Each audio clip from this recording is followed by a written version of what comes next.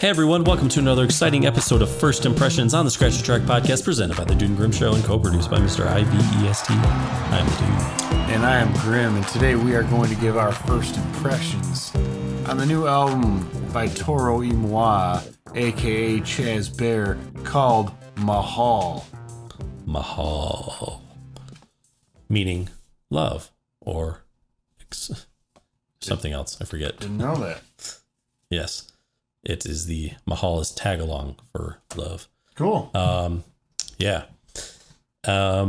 Overall, Grim, I gotta say, dude, you suggested that we just put this out there, or that we do a first impression on this. I had seen the cover. I forget on whatever vinyl, thing I do. I'm doing shopping on. Maybe it was Sound of Vinyl or Vinyl Me Please or one of those sites. And I was like, oh, so I recognized it all of a sudden when I looked it up. And dude, from the first track, man, I was like, okay, this, I'm going to dig this. Yep. I know I'm going to dig it. Dude, now my wife has been into Toro Y Moi for some time and had asked me if I'd ever listened to him. And I said I hadn't.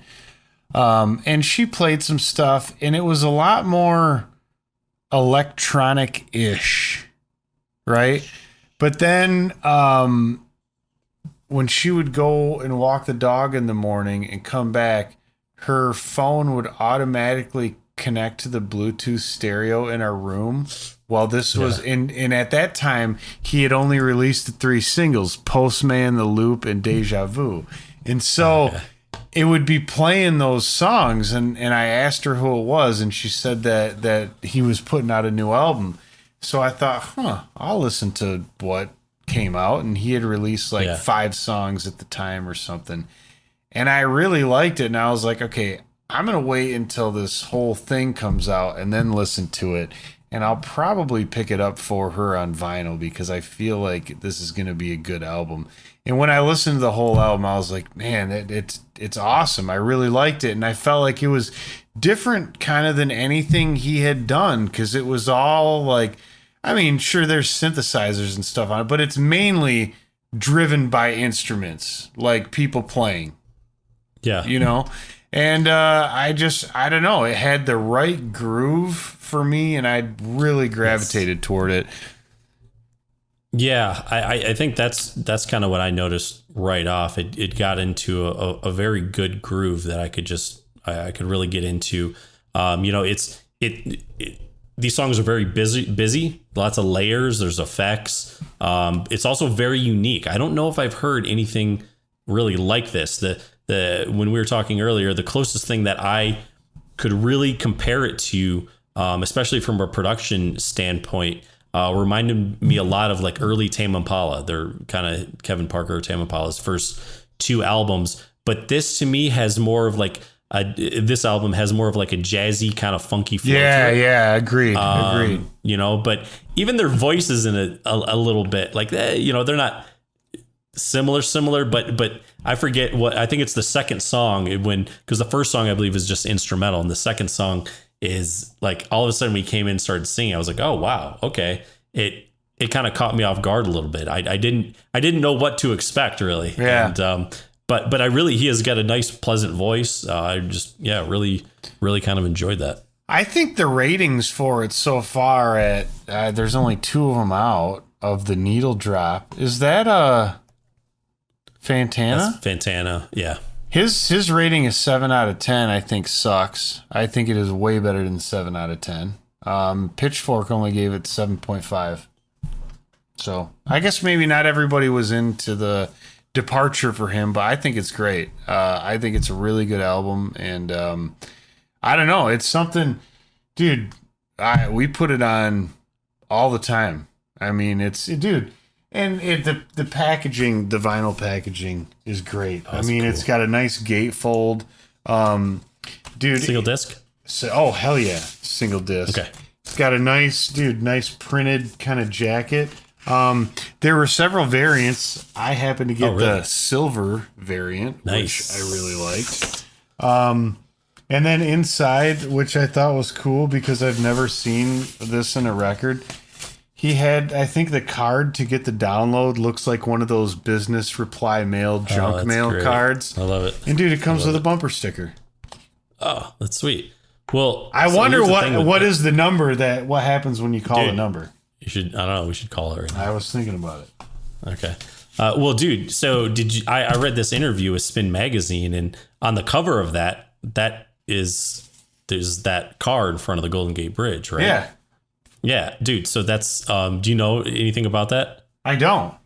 So, dude, that is it's called a jeepney, and he bought that off of eBay, and it is actually I believe a public transportation vehicle in the Philippines. Dude, that's sick. I could see that now that you say that. And he's Filipino. So yeah, it says it is a Filipino public transportation vehicle. That is cool as hell. And when he was a kid, I think he said like his mom or someone gave him like a little Matchbox car of one just like that. And so he said that really kind of inspired, what did he say? Gosh, where is it? Like that just kind of is he said the most important aspect of the album. And you may hear in the album. Oh, dude, it's starting up. Sounds of the vehicle. Oh, yeah. And dude, throughout the album too. And I mean, that's how it starts. That's how the album begins. And I was just like, well, that's cool. Dude, albums of the same beginning. Dude, this and Songs for the Deaf. Songs of the Deaf. Both with the red cover.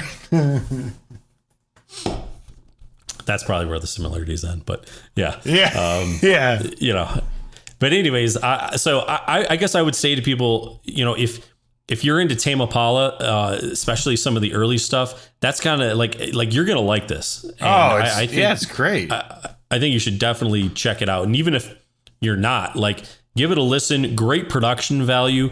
I think the thing that really stood out to me and why I compare it to Tame Impala, he did a lot of stuff with kind of like, I don't know if there's a technical term for it, but with the tape. Tape. Yeah, there's some tape speed tape stuff. Delay and I think the stuff with the filter too. He had a lot of big filter sweeps, which like on the specifically on the song Elephant from Lonerism, there's that big filter sweep where it kind of closes and then opens up. Yep, definitely. But I think there's a lot of like just great kind of points on the album. Some of them are done more lighthearted and some of them are more straight ahead. And I think, dude, in the song Deja Vu, and he has this on the bumper sticker that's in the album, which I think my favorite lyric off the album is he just says red, white, and blue, black, and brown. That, to me, that's awesome. That's pretty sweet. Like that, I like that. You couldn't have more of an honest, interesting, just sort of very witty one line thing that kind of sums up the whole bit of this mess we live in right now. Wait, we're in a mess? I guess it depends on who you ask.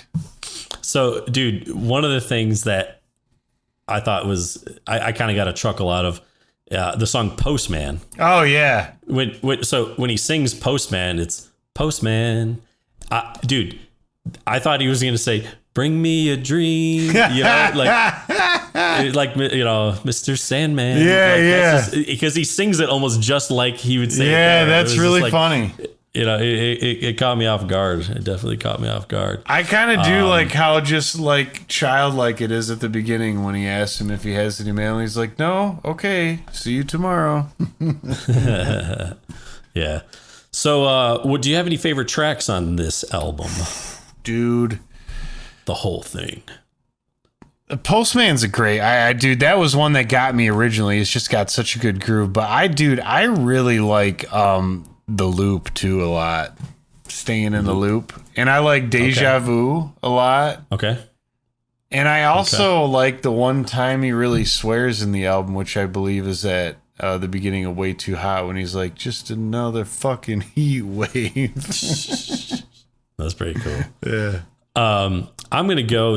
My favorite, I think, track at this point is the song "Last Year." Oh yeah, I just think it's got a good feel to it. I really like the production, and it does have some of those kind of like tape speed effects and everything. The song "Foreplay" is real weird. I listened. Oh, that's the real jazzy one, isn't it? Yeah, real jazzy, dude. the rhythm, like I can't get the rhythm. I know. It's just I know, there's it's something. cool. The whole thing just seems off to me, and it still works, but it's almost jarring a little bit in that sense, where I was just like, what's going on? So What the fuck you know what I'm saying? Did I lose you, Grim? Like, subscribe, and comment below. Bring me. I think the other song that I kind of like is Millennium, featuring the Matson 2. Not to be confused with the first one. But the song, it just has a lot of funk to it, and even like there's even like sleigh bells. Okay, in it, with which that being said, I guess I was not expecting that. The second song, Goes By Fast, has a big Tame Impala feeling to it. The vocals are similar to me, and again, it's those layers, but where he kind of differentiates is like he brings in like the saxophone. There's a saxophone track and everything. So it's just kind of that. This just a really I was surprised, man, because you just kind of threw it out there, and I was like, you know what, I'm gonna give it a shot, and I'm glad we did, because I think this will definitely make it to my rotation now. Oh yeah, I would definitely, dude. Pick one of the variants up on vinyl while you can. There's a red one and a silver one, I think. Where's that red one gonna go? I don't know. All right. So, coming soon. Until next time. Yeah, time to go. Time to go. Dude, Crab Show. Scratch a Track is produced by the Dude Grim. Additional music provided by More. That's ... MORE. And the Tims, TIMNZ. Copyright 2022. The Dude